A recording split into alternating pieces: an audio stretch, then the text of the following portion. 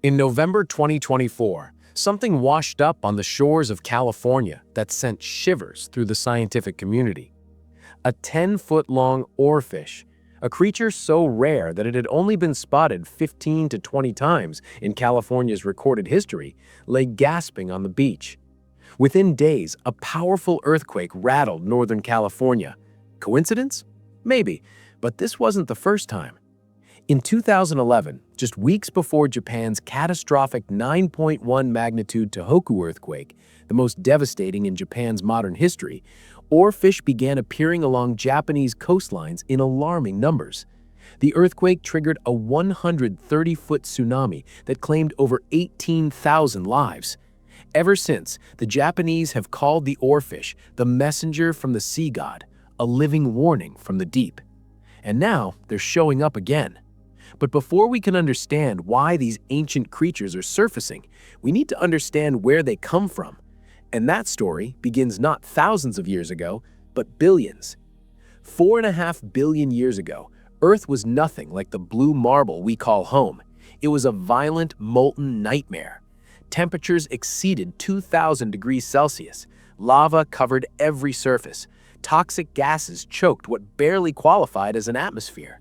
And water, the very substance that makes all life possible, existed not as oceans, but locked deep within the planet's crust in a superheated, pressurized state. Then, something remarkable happened. As Earth slowly cooled, volcanic activity across the entire planet released enormous quantities of water vapor into the atmosphere through a process scientists call outgassing. Those vapors condensed into clouds, thick, black, suffocating clouds. And then, for millions upon millions of years, it rained. Not the gentle rain you experience on a Tuesday afternoon. This was a planetary flood, a storm that lasted hundreds of millions of years, slowly filling the massive basins carved into Earth's tectonic plates. That's how our oceans were born, from fire, from fury, from the deep wounds of a young and violent planet. And here's where the story gets deeply personal. Because in those brand new oceans, in the absolute darkness at the bottom of the sea, life was about to take its first breath. Deep beneath the surface, where no sunlight could ever reach, cracks in the ocean floor called hydrothermal vents were spewing mineral-rich 400 degrees Celsius water. These weren't just geological curiosities, they were cradles. They provided the energy, the chemistry, and the warmth necessary to spark the first biological reactions, complex molecules like proteins, lipids, and RNA that would eventually become the first living organisms on Earth. Think about that. Life didn't begin in a sunlit tropical pool. It began in the pitch-black, crushing depths of an ancient ocean. We are, quite literally, children of the deep. The earliest life was microscopic, single-celled organisms called Leuca, the last universal common ancestor. For 3 billion years, Earth belonged entirely to the invisible. Microbes, simple algae, early fungi, creatures too small to see but tough enough to survive conditions that would destroy anything alive today. Then, 540 million years ago, everything changed. Scientists call it the Cambrian Explosion, and calling it an explosion is not an exaggeration. In what amounts to an evolutionary blink of an eye, just 50 to 60 million years, almost every major animal body plan that exists on Earth today appeared simultaneously. Jellyfish, worms, crustaceans, early vertebrates. The blueprint for nearly every living creature on this planet was written in that single extraordinary chapter. What triggered it? Oxygen. As photosynthesizing microbes flooded the shallow coastal waters with oxygen, organisms had access to a new, powerful energy source. Mutations accelerated, evolution went into overdrive, and suddenly the ocean became the world's greatest laboratory, running thousands of experiments at once, sculpting life into forms more diverse and extraordinary than anything that had come before. But paradise didn't last. As more creatures filled the sunlit shallow waters, competition became brutal. Food ran scarce, predators evolved, and for the first time in Earth's history, survival meant one thing: go deeper or die. The creatures that descended into the deep ocean faced conditions that seem almost incompatible with life. At 1 kilometer below the surface, the pressure is equivalent to 20 elephants standing on your chest. At the deepest point in the ocean, nearly 11 kilometers down, that pressure multiplies to over 1,000 atmospheres. Your lungs would collapse in seconds, your bones would shatter. And yet, life found a way. Early deep-sea settlers were soft-bodied creatures. Sea worms, sponges, gelatinous organisms made almost entirely of water. And that was the secret. Water is nearly incompressible. Even under the crushing weight of miles of ocean above, a body made mostly of fluid can flex, bend, and survive. These creatures were designed not to resist pressure, but to become part of it. Over millions of years, more complex creatures followed. Mollusks and arthropods developed thin, flexible exoskeletons, not rigid like bone, but composite materials that could absorb pressure like an aircraft wing flexes under turbulence, strong yet yielding. They descended, they adapted, they thrived. And then came the darkness. In the deep ocean, sunlight simply does not exist. Zero. None. So how do you find food? How do you find a mate? How do you survive in absolute darkness? You make your own light. Bioluminescence, the ability to produce living light, evolved independently in dozens of deep-sea species. The anglerfish uses a glowing lure dangling from its head to attract prey straight into its razor-sharp inward-angled teeth, a mouth that once entered offers no exit. The bear-eye fish developed transparent, rotating eyes that can shift 90 degrees upward to spot the faintest silhouette of prey above. The vampire squid ejects bioluminescent mucus to confuse predators. The black dragonfish emits red light, a wavelength invisible to most deep-sea creatures, essentially hunting with an invisible flashlight. These aren't monsters. These are masterpieces of engineering, creatures refined over hundreds of millions of years to thrive in conditions that would instantly kill every other living thing on this planet. But 250 million years ago, even these survivors nearly ceased to exist. The Permian-Triassic extinction, known simply as the Great Dying, remains the single most catastrophic event in the history of life on Earth. Volcanic eruptions in what is now Siberia lasted for millions of years, releasing enough lava to bury an area the size of the continental United States under a kilometer of molten rock. Oxygen vanished from both atmosphere and ocean. Temperatures soared. The seas turned acidic.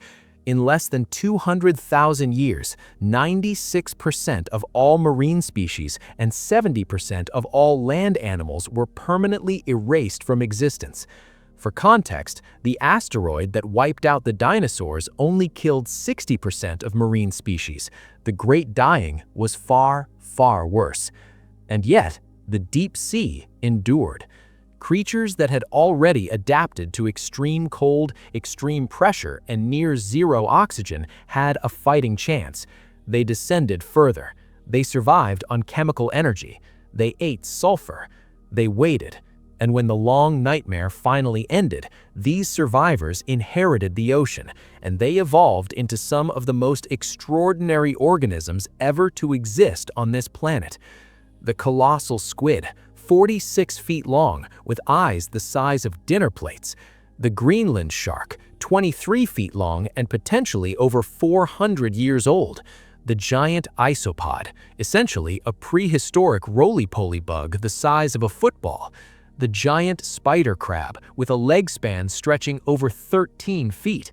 These are not fictional monsters. They are living fossils, direct descendants of the survivors of Earth's worst apocalypse. So, why are they suddenly appearing on our beaches?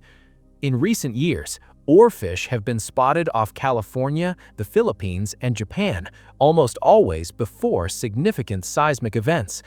Deep-sea anglerfish have surfaced along the coasts of Mexico and the western United States. Over 150 false killer whales stranded themselves on a remote Tasmanian beach, the first mass stranding in that region in 50 years. Hundreds of dead fish have washed ashore along Australia's western coast. And in Japan, the name given to the oarfish translates directly, Ryugu no Tsukai, messenger from the palace of the dragon god. The question that scientists, researchers, and millions of people around the world are now asking is simple and urgent. What do these creatures know that we don't? Here's what the science actually says.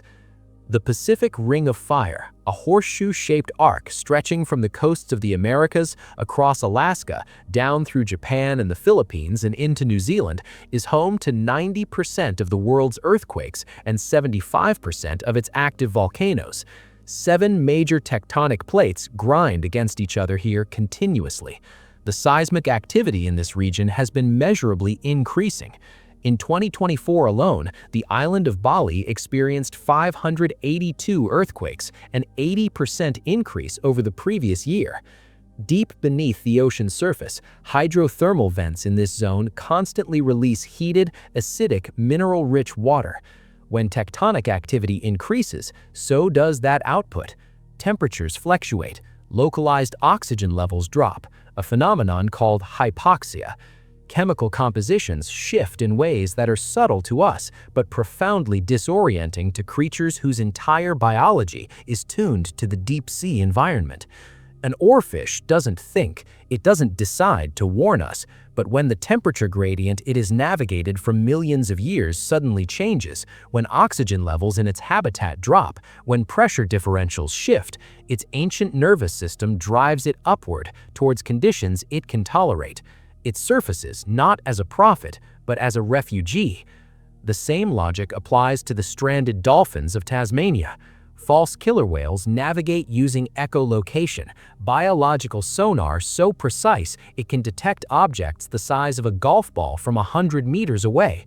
But that system has a vulnerability. Shallow coastal geography and electromagnetic interference can disorient their lead animal, and when the leader goes wrong, 150 followers go wrong with it. The olive ridley turtles that returned to India's Gahirmatha beach, the largest rookery in the world, weren't signaling doom. They were nesting. They were doing exactly what their species has done for millions of years, returning to the beach where they were born to lay their eggs. The last time they appeared in such numbers was 1992. Their return is not a warning. It is, if anything, a miracle. But here is where the science delivers its actual warning, and it's far more serious than any earthquake prediction. A 2021 study published in Global Change Biology found that climate change is creating an increasing number of oceanic dead zones, areas where oxygen levels have dropped so severely that most marine life cannot survive. These dead zones are not mythical. They are mapped, they are growing, and they are pushing deep-sea creatures out of habitats they have occupied for hundreds of millions of years. A 2019 study from the Royal Society found microplastics in organisms living at the deepest points of the ocean, including the Mariana Trench, nearly 7 miles below the surface. Creatures that have never been touched by human civilization are now carrying our garbage in their bodies, and we eat those creatures.